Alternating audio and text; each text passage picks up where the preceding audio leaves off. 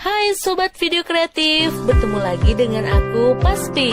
Kali ini aku akan membahas mitos versus fakta tentang kelapa sawit dalam aspek sosial, aspek ekonomi, dan aspek lingkungan. Yuk disimak! Mitos versus fakta dari aspek sosial. Yang pertama, mitos yang beredar di luar sana, perkebunan kelapa sawit mengeksploitasi sumber daya daerah dan menciptakan keterbelakangan di kawasan pedesaan. Tidak begitu sobat. Faktanya, perkebunan kelapa sawit di daerah pedesaan bukanlah mengeksploitasi sumber daya daerah, tetapi sebaliknya, melalui perkebunan kelapa sawit, investasi baru meningkat dengan cepat sehingga dapat mengubah daerah terbelakang menjadi daerah perkembangan baru di pedesaan. Kedua, mitos yang beredar di luar sana, perkebunan kelapa sawit tidak berkontribusi bagi pertumbuhan ekonomi daerah. Tidak begitu.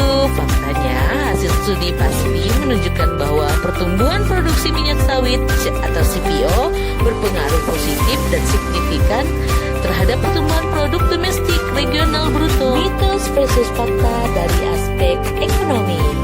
Yang pertama, mitos yang beredar perkebunan kelapa sawit lebih ekspansif dari tanaman minyak nabati di dunia. Faktanya sobat, data menunjukkan bahwa ekspansi perkebunan kelapa sawit dunia jauh lebih rendah dibandingkan perkebunan penghasilan minyak nabati yang lainnya. Yang kedua, mitos yang beredar di luar sana, minyak sawit merugikan negara-negara maju. Tidak begitu sobat. Faktanya, manfaat minyak sawit Indonesia tidak saja dinikmati masyarakat negeri ini, melainkan hampir seluruh warga dunia. Mitos versus fakta dari aspek lingkungan. Yang pertama, banyak mitos yang beredar di luar sana bahwa fungsi tata air perkebunan kelapa sawit lebih buruk dari hutan.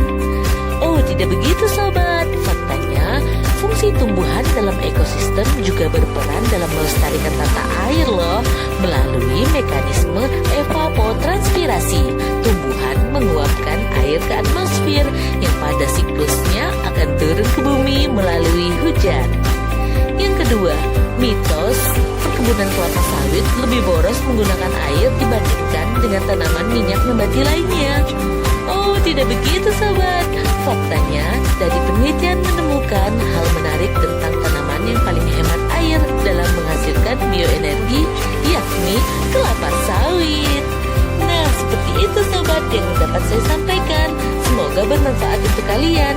Sampai jumpa di lain waktu. Terima kasih. Sampai jumpa.